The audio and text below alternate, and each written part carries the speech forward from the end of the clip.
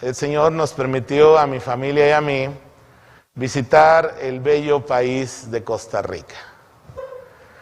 La verdad que fue una hermosa experiencia, pudimos pasar tiempo con amigos muy queridos, Oscar Arias y Libby, su familia.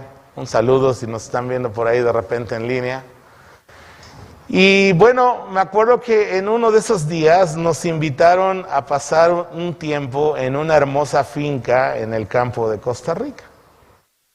Y entonces todo estaba, la verdad, a pedir de boca. Un lugar muy hermoso, vegetación exuberante, una alberca para nosotros solos para disfrutar, comida exquisita y el calor de buenos amigos ahí pasando un tiempo muy lindo. Como toda cosa buena, ¿verdad? Llega el momento en que se acaba y entonces era momento de regresar a San José, que es la capital de Costa Rica. Pero ya cuando íbamos empezando a regresar, escuchamos la noticia de que había habido un derrumbe en la carretera y no había circulación para llegar a la capital. Y entonces nos vimos obligados a regresar a ese hermoso lugar. Y entonces, la verdad, los costarricenses son muy cálidos, muy hospitalarios, y nos ofrecieron quedarnos en la casa y tenían habitaciones para nosotros. Y todo estaba muy padre. Pero en la noche, no sé si alguna vez les he platicado, a mí me cuesta mucho trabajo andar de colchón en colchón cambiando por problemas en mi espalda. Y generalmente, así vaya yo a un superhotel o a una camita más sencilla, siempre me cuesta trabajo dormir. Y esa noche no fue la excepción. Y ya en la madrugada, me acuerdo que pues estaba yo dando vueltas de un lado para otro en la cama y de repente tuve ganas de ir al baño. Y no me había dado cuenta que el baño tenía un pequeño desnivel entre el piso de la casa y el baño. Y entonces yo me levanté, mis chanclas, ¿verdad? Así bien en plan vacacional y me fui al baño y cuando voy a entrar, ¡pum!, le doy una patada a ese desnivel con el dedo chiquito del pie. Y ya sabe cómo es eso, no sé si alguna vez le ha pasado, pero duele, el dedo se hace así, ¿no? Y entonces yo estaba a punto de gritar, porque como que para esos golpes soy muy expresivo, mi esposa me conoce, pero me logré contener porque me daba pena por un lado y por otro lado iba yo a despertar a todos. Y entonces ya pasó el dolor, fui al baño y hice lo que se tiene que hacer ahí y regresé a mi cama. Como 2 horas después no podía dormir y otra vez tuve necesidad de ir al baño. Y el dolor del dedo todavía había un poco ahí, estaba yo muy consciente de que había un desnivel en el baño y que tenía yo que tener cuidado. Pues por algo iba yo en las penumbras y cuando volví a entrar al baño, ¿qué creen? Volví a golpear mi dedo pequeño del pie con el quicio de la puerta. Y otra vez sentí que, y ahora estaba yo lleno de coraje conmigo mismo porque decía, ¿cómo es posible que vuelva yo a golpear mi pobre dedo? Hasta pensé que me lo había fracturado. El otro día le digo, a ver, revísame mi dedo, ¿no? Ahora, ¿por qué les cuento esta anécdota, hermanos? Porque miren, a nadie de nosotros nos gusta el dolor o el sufrimiento. ¿A quién le gusta sufrir? Esa sería la pregunta. ¿A quién le gusta estar padeciendo sufrimientos? Y cuando sufrimos o cuando tenemos un dolor, sea físico o emocional o espiritual, generalmente buscamos la manera de rápidamente salir de él porque no queremos estar ahí. Ahora, hermanos, en la vida hay muchos sufrimientos. Y estoy seguro que todos nosotros hemos pasado por ellos. A veces son el resultado de nuestras malas decisiones, de nuestras acciones equivocadas, pero otras veces, como se dice coloquialmente, sin deberla ni temerla, llegan esos sufrimientos a nuestra vida. Y uno a veces quiere respuestas, quiere saber los por qué, en lugar de a veces los para qué. Como ya saben muchos, nosotros a principios de noviembre, mi familia y yo nos enfermamos del COVID. Y aunque para la mayoría de ellos no presentaron síntomas fuertes, para mi mamá y para mí sí hubo mayores complicaciones. Y uno trata de tener la mejor actitud, uno trata de decir, no, voy a confiar en el Señor. Y claro, ahí están las promesas del Señor para nosotros. Pero siempre en el corazón queda la pregunta de ¿por qué me está pasando esto? Y hermanos, muchas veces lo que ocurre es que solo estamos mirando lo que está ocurriendo en el presente. Y ese sufrimiento nos impide mirar lo que Dios quiere hacer con nosotros en el futuro. Lo que Dios está queriendo lograr en tu vida, en mi vida, en tu corazón y en mi corazón. Ahora, el apóstol Pedro, estamos retomando la serie maravillosa Gracia en Primera de Pedro. El apóstol Pedro le está escribiendo a creyentes que están sufriendo. Están sufriendo persecución, injustamente. Roma se quemó, ¿verdad? Y el emperador Nerón puso como culpables a los cristianos. Y en varias zonas del imperio, si no en todo, en varias zonas del imperio se desató una persecución. Y estos creyentes entonces estaban sufriendo injustamente. Y Pedro, a través de los 3 capítulos que hemos ya reflexionado de la carta, les ha dicho a estos cristianos que el sufrimiento que viven están anticipando, escúchame bien, anticipando las bendiciones que Dios tiene reservadas para cada uno de ellos. Así que abre tu Biblia en Primera de Pedro, capítulo 3, y hoy vamos a continuar de los versículos 17 al 22. Pedro incluso les dice, si ustedes sufren injustamente, son bienaventurados. Y de repente son palabras que nos cuesta trabajo aceptar y asimilar, porque usted sabe que la palabra bienaventurado significa dichoso y feliz. Y díganme, ¿quién dice, yo quiero sufrir, hermanos? A ver, ¿cuántos quieren sufrir en esta mañana? Y nadie va a levantar la mano, ni yo. Porque le sacamos la vuelta al sufrimiento. Pero Pedro les dice que son bienaventurados. También Pedro les ha dicho en los versículos anteriores de lo que vamos a leer hoy, que no hay mérito si el sufrimiento lo padecemos por nuestras malas decisiones o acciones. Miren, queridos hermanos, muchas veces la estamos pasando mal porque hemos desobedecido claramente la voluntad de Dios revelada en la palabra.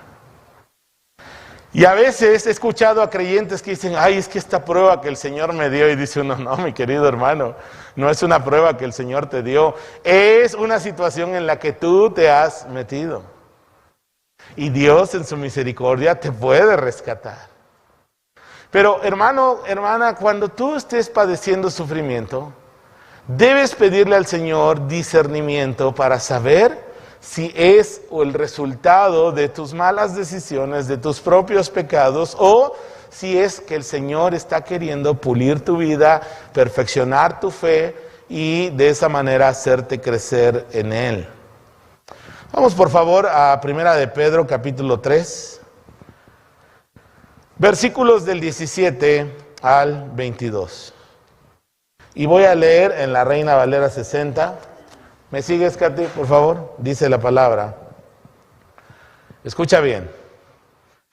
Porque mejor es que padezcáis haciendo el bien, si la voluntad de Dios así lo quiere, que haciendo el mal.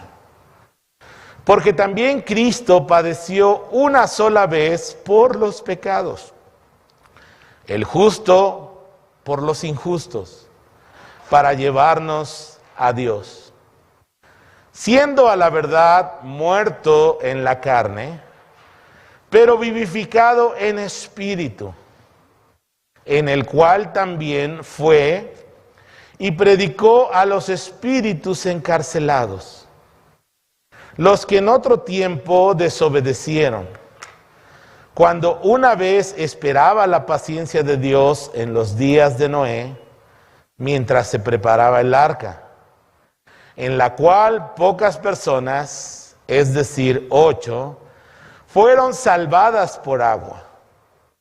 El bautismo que corresponde a esto ahora nos salva, no quitando las inmundicias de la carne, sino como la aspiración de una buena conciencia hacia Dios, por la resurrección de Jesucristo, quien habiendo subido al cielo está a la diestra de Dios, y a él están sujetos ángeles, autoridades y potestades. Mi querido Fer, este pasaje te hubiera estado bueno para que... Este pasaje tiene varios retos de interpretación que espero en esta mañana hacer mi labor bien para tratar de explicarte lo que está diciendo el apóstol Pedro. Creo que este y otros 4 o 5 pasajes del Nuevo Testamento son complicados de interpretar. Pero, en primer lugar, Pedro quiere darnos una vista panorámica del sufrimiento. Pedro quiere que no nos quedemos solo mirando el sufrimiento. No quiere que estemos conmiserándonos a nosotros mismos diciendo, pobrecito de mí. Ay, cómo sufro. Si supieras lo que yo estoy viviendo. Y es que generalmente tendemos a eso, a conmiserarnos a nosotros mismos. A veces el sufrimiento puede ser un estorbo para tu fe. Muchos, al no pasar el tiempo de prueba a través del sufrimiento, simplemente caen, tropiezan o se enfrían en su fe. Dejan de caminar con Cristo. Su fe queda estancada. Quiero decirte que el plan de Dios para ti y para mí es que cuando estemos pasando sufrimiento, podamos tener una vista panorámica de lo que está sucediendo y no quedarnos atorados en lo que estamos padeciendo en ese momento. Pedro termina este pasaje o esta idea diciéndonos que es mejor que suframos haciendo el bien y no que suframos por estar tomando malas decisiones.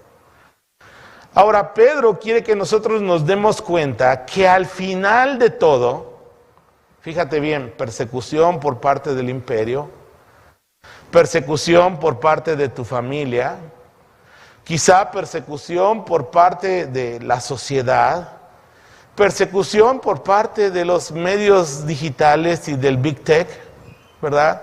Censura, que lo estamos viendo, pero de manera palpable ahorita en este tiempo. Como los grandes medios digitales, aunque los usamos, ¿verdad?, como ahora en estas transmisiones, creen tener el poder de determinar qué está bien, qué está mal y decirnos cuál es la cultura, qué debes pensar, qué debes consumir y cómo debes actuar.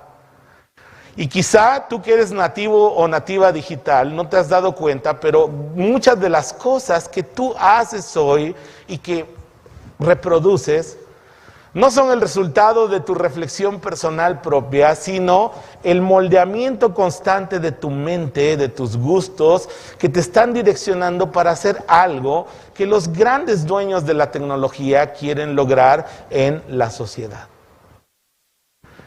Y hermanos, no te sorprenda que estemos sufriendo persecución, por lo menos ahora a ese nivel. Tú puedes hablar ciertos temas y vas a ser aplaudido en las redes. Pero si tus comentarios van en contra o distinto a lo que es el pensamiento hegemónico que quieren imponer, vas a ser censurado, tu cuenta de Facebook o de Twitter o de cualquier otra red social va a ser suspendida temporalmente por violar las reglas de convivencia de la red social. Y realmente, hermanos, lo que es la libertad de expresión está a un paso de ser vulnerada, de ser cortada. Y van a venir peores cosas. Porque la agenda del mundo occidental, globalista, hermanos, es anticristiana. Va en contra de la fe. ¿Por qué crees que han empeñado en los últimos 40, 50 años en islamizar Europa? Para que la estructura occidental cristiana de Europa pueda quebrarse y no sea hegemónica en el pensamiento de las personas. Pero Pedro nos dice, hermanos, al final de todo, Cristo es el vencedor. Y todo sufrimiento que Él padeció y que padecen sus seguidores es solamente el anticipo de la gloria que en nosotros ha de manifestarse. En palabras del apóstol Pablo, por favor, en Romanos 8:18, si quieres leerlo conmigo ahí en la pantalla, dice lo siguiente: pues tengo por cierto que las aflicciones del tiempo presente, fíjate bien, las aflicciones del tiempo presente no son comparables con la gloria venidera que en nosotros ha de manifestarse. Hermanos, cuando un deportista triunfa, generalmente estamos viendo cómo lo suben en el podio, cómo le dan aplausos, cómo le dan reconocimiento y su trofeo, su medalla, lo que vaya a recibir. En semanas pasadas, el corredor de Fórmula 1, ¿verdad? Checo Pérez, ganó finalmente un gran premio. Y uno ve eso y dice, wow, qué tipo tan exitoso. Pero uno deja de ver, o quizá pierde de vista, que atrás de ese galardón, atrás de ese premio, hay mucho trabajo, mucho esfuerzo, mucho sufrimiento, hay desgaste, hubo fracasos de los cuales aprender, pero finalmente logró el éxito.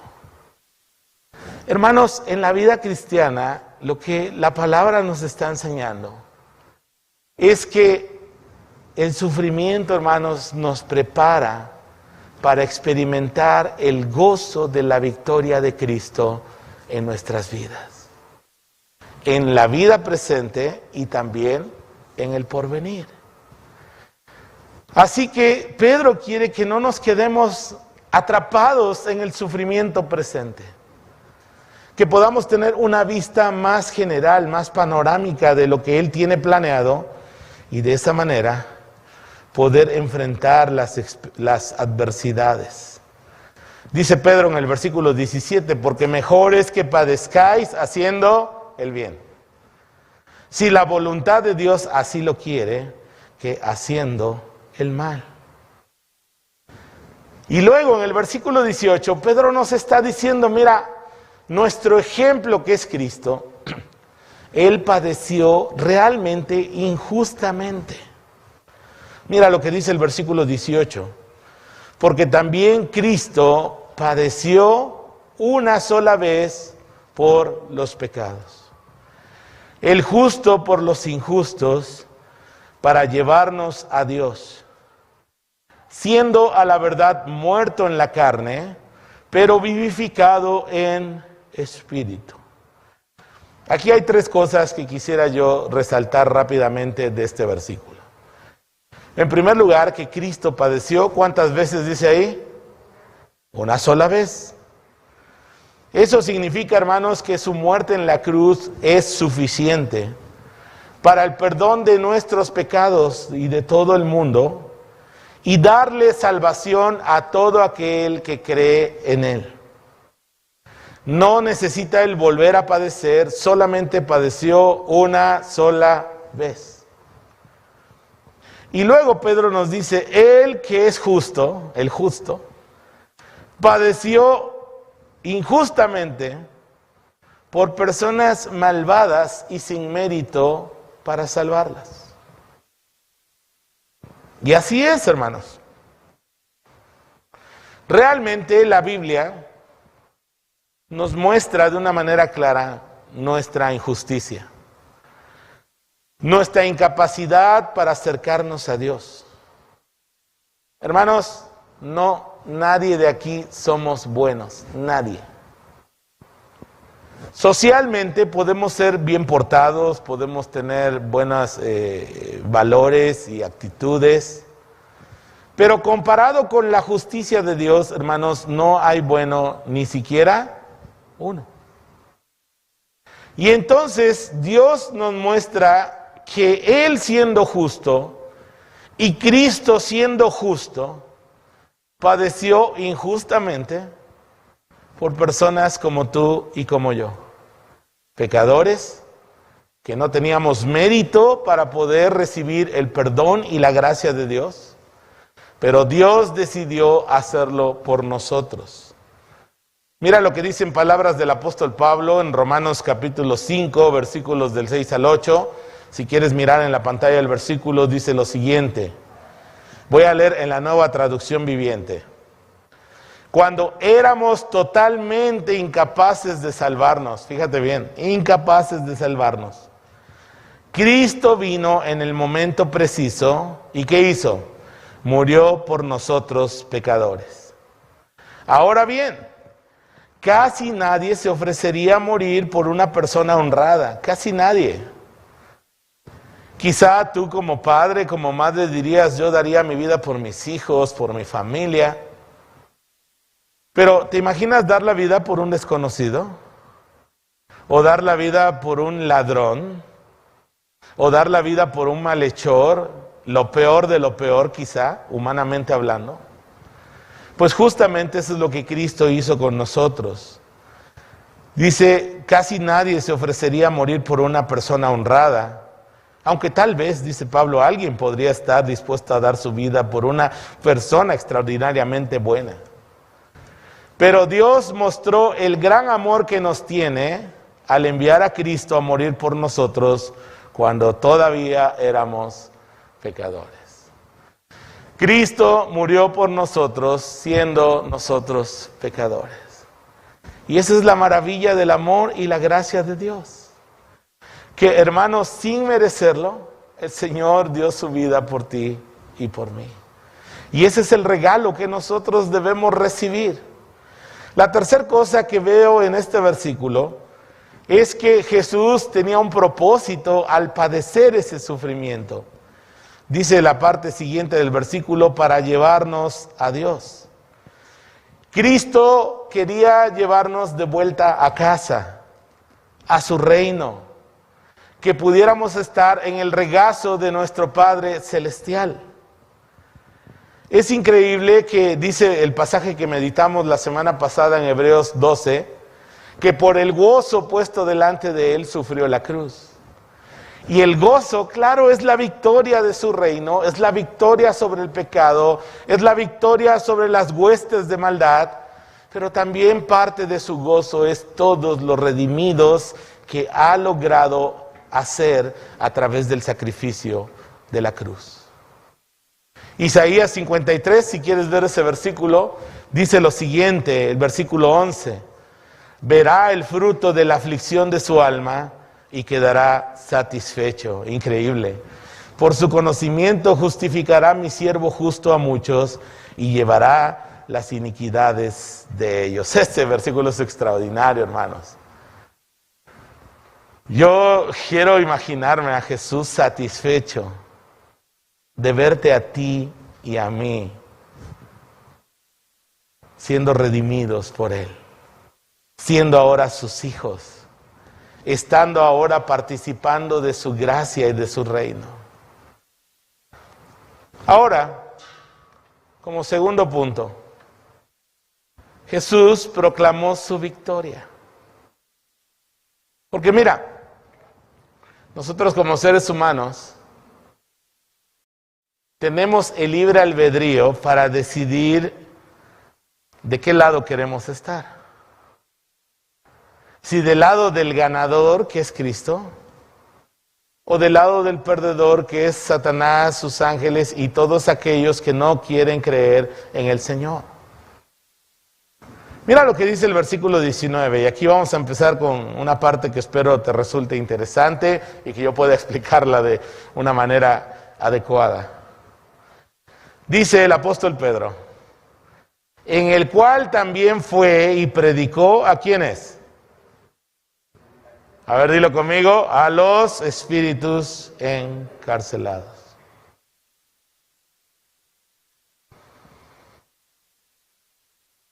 Dice, al terminar el versículo anterior, Él murió en la carne, su cuerpo, y fue vivificado en el Espíritu.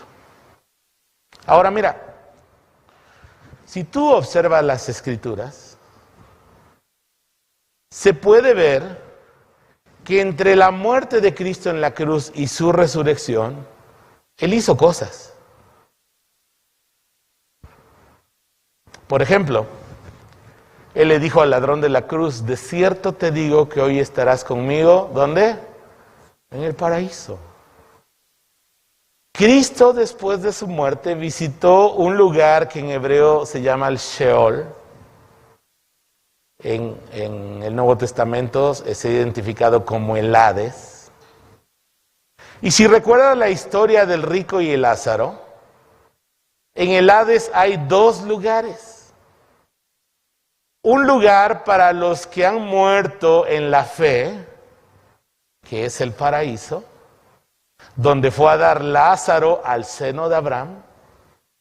Y hay un lugar de tormento donde las personas esperarán hasta el día de su juicio.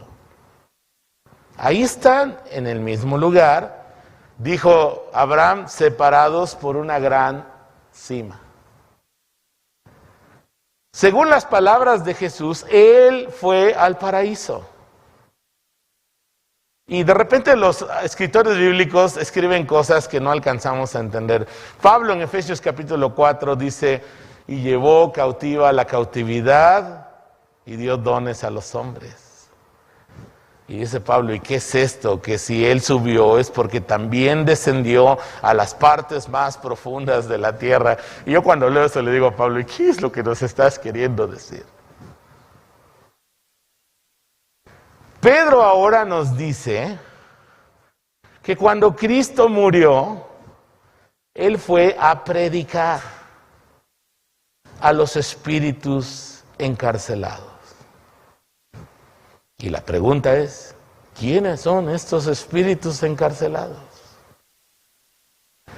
Y como en todo, siendo un pasaje no hay tanta luz en él, ni hay tantos versículos que lo rodeen para entender más claramente, se da a varias interpretaciones. No voy a tomar por el tiempo la explicación de las varias interpretaciones que hay. Te voy a compartir lo que yo pienso que significa este versículo. Número 1, hermanos, la Biblia nos habla de la realidad de un mundo paralelo que coexiste al nuestro, que es el mundo espiritual. Si pensabas que Marvel era innovador al decir que había multiuniversos, ¿verdad? La Biblia nos dice que hay por lo menos otro universo paralelo al nuestro. Coexisten. No nos damos cuenta de ello. Pero en gran parte de la Biblia, en el Antiguo y en el Nuevo Testamento, la Biblia nos habla de seres espirituales que viven entre nosotros y que interactúan muchas veces con nosotros. La Biblia los identifica como ángeles y demonios. También la Biblia nos revela que hay un conflicto en este mundo espiritual. De hecho, las calamidades y desgracias de muchas cosas en nuestro mundo son el resultado de este conflicto espiritual en el mundo paralelo que existe. La Biblia nos enseña que Dios creó una cantidad innumerable de ángeles. Y hubo un ángel llamado Lucifer, que Dios lo creó bueno para el servicio de Dios y era guardián del trono de Dios. Isaías dice, oh querubín protector, ¿verdad? Del trono de Dios. Pero Dios, en su característica de ser un Dios bueno y un Dios creador y un Dios de libertad, también a ellos les dio libre albedrío. Y este ángel prominente en el cielo decidió rebelarse al señorío y a la autoridad de Dios. Apocalipsis capítulo 12 dice que él arrastró a la tercera parte de los ángeles del cielo en esta rebelión. Y ahí comienza el conflicto, aún antes de la creación del ser humano. Satanás y sus ángeles, escúchame bien, se oponen a Dios y a todos sus planes. Y cuando Dios creó al ser humano, hombre y mujer los creó, eran perfectamente enemigos de Satanás. Y por esa razón el enemigo provocó la caída de los seres humanos, que también tienen libre albedrío, para estropear el plan de Dios con su creación. Y tú vas a ver que la historia bíblica, desde el Génesis hasta el Apocalipsis, tiene que ver con la restauración del plan original de Dios y la participación de los seres humanos en su reino. Entonces, hermanos, hay espíritus. Un pasaje así muy interesante de esta historia, de este mundo paralelo, es en Daniel capítulo 9, cuando Daniel dice que está orando por saber qué va a ocurrir con su pueblo. Y entonces a Daniel se le aparece un ángel. ¿Alguien se sabe qué ángel fue el que se le apareció? Gabriel. ¿Sí? Y le dice, Daniel, fíjate bien, desde que comenzaste a orar, fue dada la orden para que yo viniera del cielo a hablar contigo. Pero tardé 21 días, Daniel orando 21 días, porque el príncipe de Persia, otro ser espiritual, se me opuso. Y vino Miguel a ayudarme, o sea, no yo, el de veras, el chido, vino a ayudarme. Ahora, te platico eso porque quiero que entiendas que hay muchas cosas que no sabemos que están ocurriendo a nuestro alrededor en ese mundo espiritual. Por eso cuando oramos, estamos permitiendo que el poder de Dios se manifieste claramente, clamando para que el poder de Dios se manifieste claramente en nuestro mundo, pero que también tiene injerencia en el mundo espiritual. Ahora, ahí voy aterrizando la idea. ¿Quiénes son estos encarcelados? Vamos a seguir leyendo el pasaje. Dice ahí, en el cual también fue y predicó a los espíritus encarcelados. Los que en otro tiempo, ¿qué hicieron? Desobedecieron. Cuando una vez esperaba la paciencia de Dios en los días de Noé, mientras se preparaba el arca, en la cual pocas personas, es decir, 8, fueron salvadas por agua. ¿Quiénes son estos encarcelados? Hay unos que dicen que son los seres humanos prediluvianos. Yo honestamente creo que no son. Porque ¿qué razón habría para que Cristo fuera a predicarles? Ahora, es muy interesante el vocablo griego que usa el apóstol Pedro. Porque no está hablando de la predicación de evangelizar, de dar las buenas noticias. Él hubiera usado el vocablo griego evangelizo para hablar de esas buenas noticias. La idea de Pedro es que él fue a declarar algo que había acontecido. Y lo que él fue a declarar a estos espíritus encarcelados fue su victoria. Ahora mira, aún entre los demonios hay rangos. Y no sé bien qué hicieron. Algunos dicen, yo no coincido muy bien, no tengo tantos elementos, que aquel pasaje de Génesis 6, cuando dice que los hijos de Dios se fijaron en las hijas de los hombres, si quieres luego lo lees en casa, y que procrearon una generación de superhumanos, ¿verdad? Unos semidioses, por si te gustan las historias de Marvel y de DC. Había gigantes en la tierra, dice ahí el texto. Eran los valientes de la antigüedad, los poderosos. No sabemos si eran seres angelicales, demonios caídos que hicieron esto. Lo que sí sé es que algo muy malo hicieron. Que Dios los castigó con prisión. Mira, te lo voy a poner así. Hay una prisión para los demonios. No todos los demonios de esa tercera parte que cayeron con Satanás están libres hoy. Esa cárcel se llama el abismo. Si te acuerdas cuando Jesús vio al endemoniado gadareno que tenía una legión de ángeles, y cuando Jesús en su autoridad de rey y de Dios hecho carne los va a expulsar, acuérdate que ellos le suplican no ser mandados al abismo. Déjanos ir a ese hato de cerdos, pero no nos mandes al abismo, a la cárcel. Ahora te tengo malas noticias. Apocalipsis capítulo 9 dice que en el final de los tiempos el abismo va a ser abierto. Y lo peor de lo peor va a venir a hacer su trabajo de atormentar a los seres humanos aquí en la tierra. Puedes leer Apocalipsis capítulo 9 para eso. Te vuelvo a repetir, no sabemos con certeza qué hicieron estos. Pero estos son lo peor de lo peor. Y ahí es donde Cristo, cuando estaba muerto en la cruz, fue a predicar. Quiero enseñarte dos pasajes. Por favor, Katy. Uno está en Judas.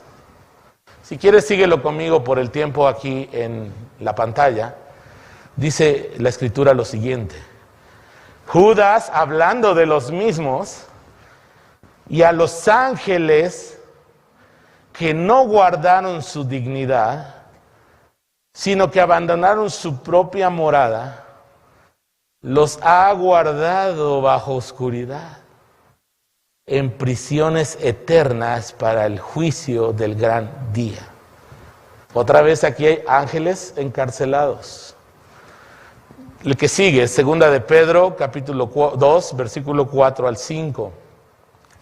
Pedro en su segunda carta dice lo siguiente: porque si Dios no perdonó a los ángeles que pecaron, sino que arrojándolos al infierno, los entregó a prisiones de oscuridad para ser reservados al juicio.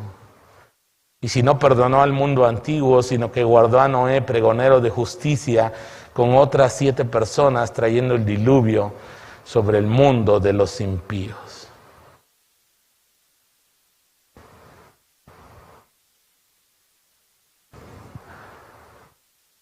Dice Pablo, en 1 Corintios capítulo 2, si lo quieres poner, la cruz de Cristo, hermanos, era un plan secreto.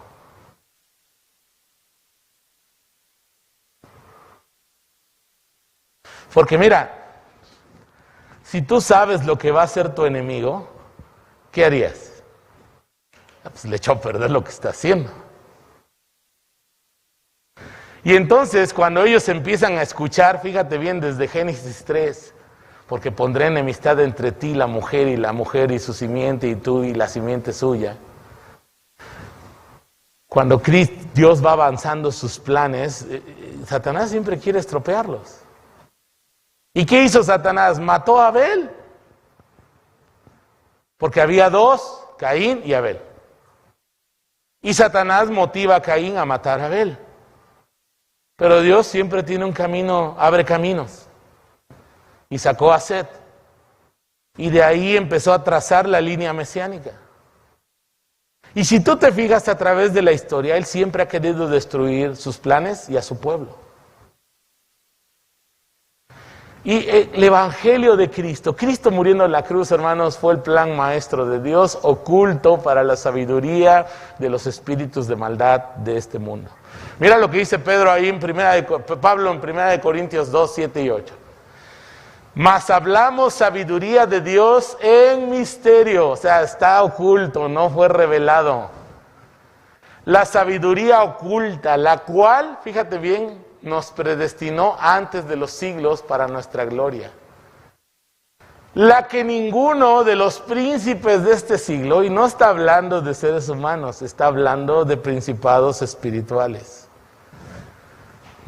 conoció.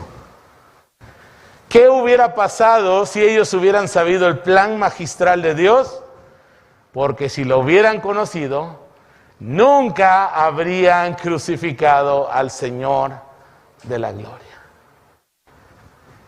Cuando ellos vieron a Cristo morir en la cruz, ellos celebraron. Dijeron, le hemos vuelto a frustrar a Dios sus planes. Aún su propio Hijo le dimos muerte. Su propio pueblo lo asesinó. Pero lo que no sabían ellos en la sabiduría de Dios es que la muerte de Cristo iba a ser el principio de la victoria definitiva de Dios sobre el pecado, sobre Satanás, sobre sus huestes y la restauración del reino de Dios. Si ellos hubieran sabido, nunca hubieran crucificado al Señor. Y Cristo murió. Siguiente versículo. Colosenses capítulo 2. Versículo 15. Mira lo que dice. Y despojando a los principados y a las potestades, está hablando de seres espirituales, los exhibió públicamente. La idea de ese vocablo en griego es un desfile triunfal, como cuando el rey llegaba de la batalla victorioso. Llegaba con sus derrotados ahí caminando como esclavos. Lo que Pablo nos está diciendo es que cuando Cristo resucitó, exhibió públicamente la derrota de ese mundo espiritual de maldad que nos asedia. Y el punto es este. Cristo fue y predicó. Fue a decirles, a proclamarles que Él es el vencedor. Hay otro versículo ahí, no sé si me puedes poner el 20. No, el 21, por favor. Y aquí viene otro problema de interpretación. El bautismo, que corresponde a esta hora, ¿qué dice? No salva. Y entonces, si estás empezando a estudiar la Biblia o no eres un intérprete más o menos trabajado, inmediatamente dices, entonces el bautismo en agua no salva.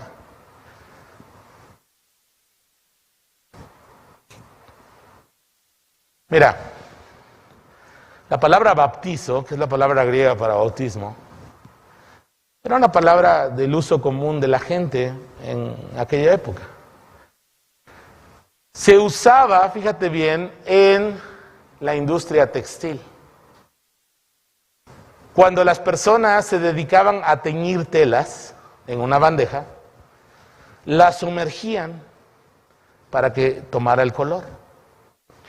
Y a ese hecho, a esa acción, en su vocablo común, les decían que estaban baptizando, por ponerlo en español, estaban baptizando la tela.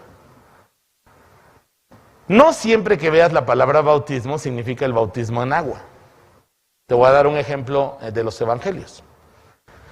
Cuando Jesús está hablando de sus sufrimientos a sus discípulos, Juan y Jacobo le dicen, los hijos de Zebedeo, Señor, nosotros queremos participar de eso. Y Jesús les dice, ¿serán bautizados con el mismo bautismo que yo seré bautizado?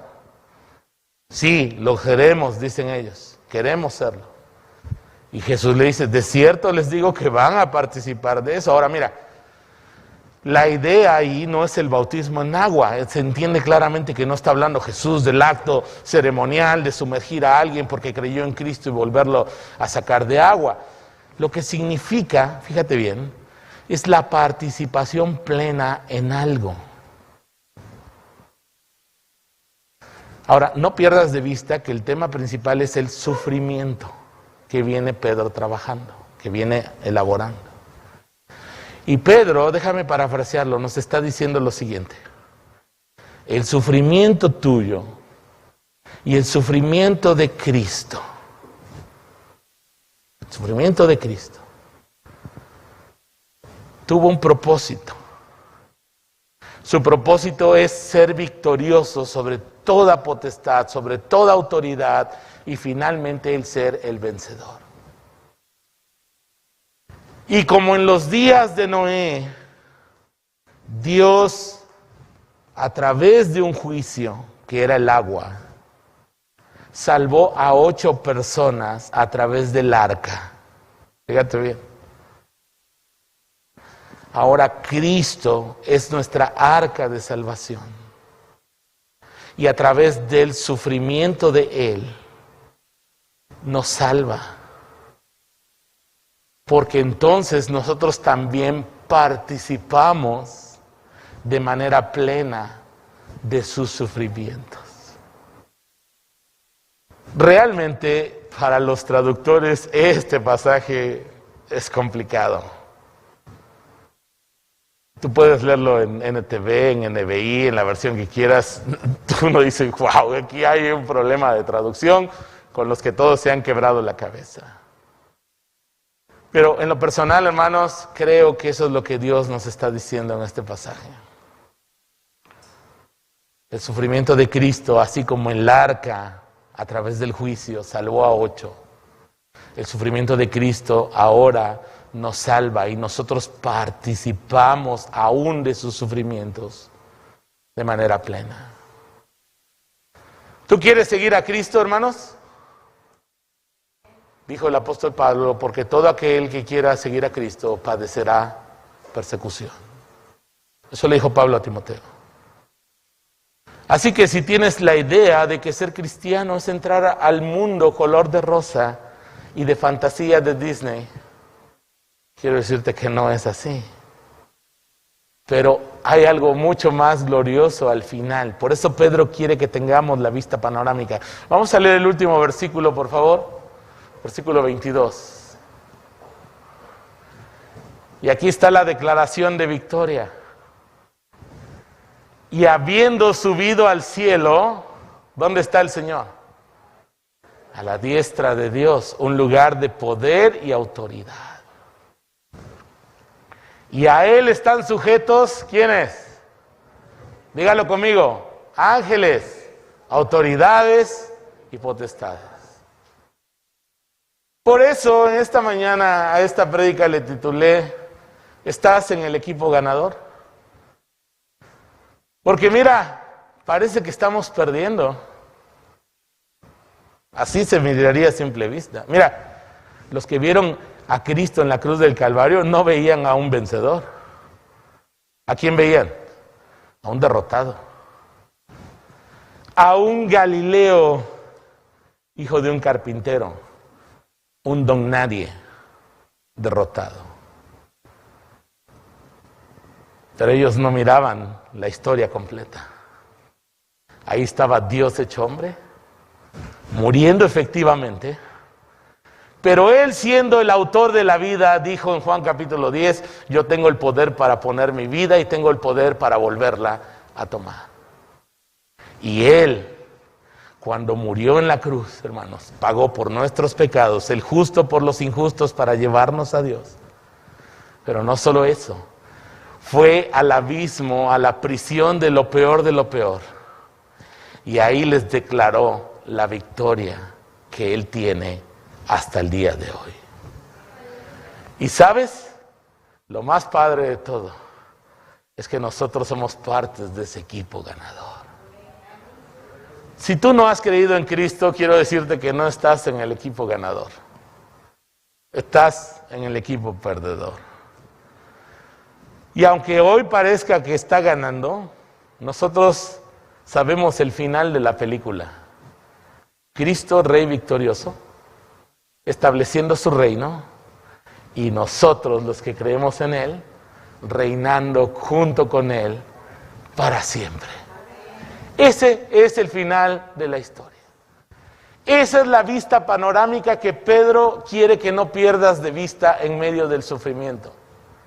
Y que de esa manera puedas aceptar el sufrimiento como parte de la voluntad de Dios para tu vida, sabiendo que simplemente antecede a la gloria venidera que en ti y en mí ha de manifestarse.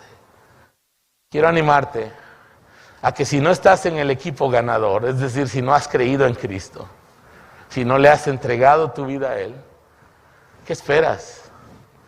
A mí me gusta estar con los ganadores, por eso ya no le voy al Cruz Azul. No, no es cierto. ¿A quién no le gusta estar con el ganador? Hermanos, terminemos con una oración.